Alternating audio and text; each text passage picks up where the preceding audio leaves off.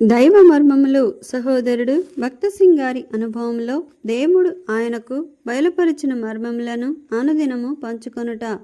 October 9. ఇక మిమ్మును దాసులని పిలువక స్నేహితులని పిలుచుచున్నాను. యోహాను సువార్త 15వ అధ్యాయము 15వ వచనము.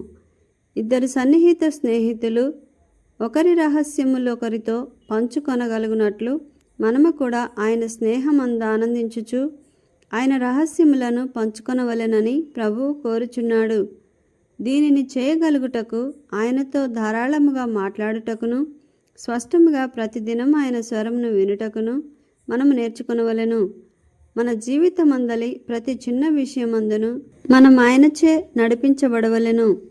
అనుదినము ప్రార్థనాపూర్వకముగా మౌన ధ్యాన సమయమును మనము గడిపిన ఎడల యేసుక్రీస్తు ప్రభువు తన వాక్యము ద్వారా మనతో మాట్లాడుటయు జ్ఞానులకును వివేకులకును మరుగుపరచిన అనేక రహస్యములను మనకు చూపించుటయు కనుగొనగలము.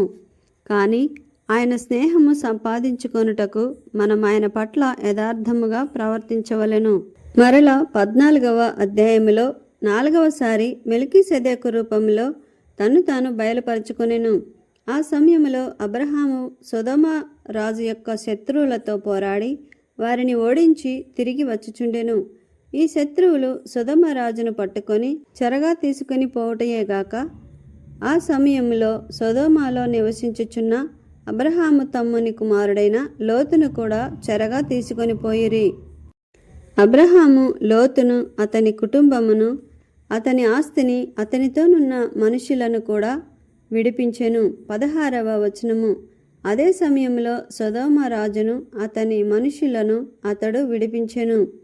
అతని మనుషులను సమస్త ఆస్తిని విడిపించినందులకు సొదొమ రాజు అబ్రహామునకు ఎంతో కృతజ్ఞుడుగా నుండెను. అతడు అబ్రహామునొద్దకు వచ్చి ఉదార బుద్ధితో మనుషులను నాకిచ్చి ఆస్తిని నీవే తీసుకొనుము అని పలికెను.